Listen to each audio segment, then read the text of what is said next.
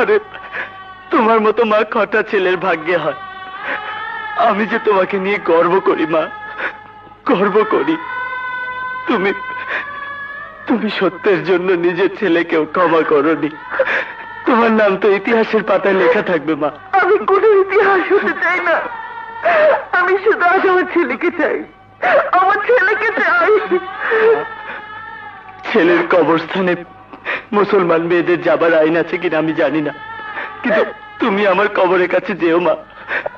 কবর থেকে আমি তোমাকে দেখলে শান্তি পাবো। ও কথা বলিস না জয়, ও কথা বলিস না। আজ তো আমাকে সব কথা বলতেই হবে মা।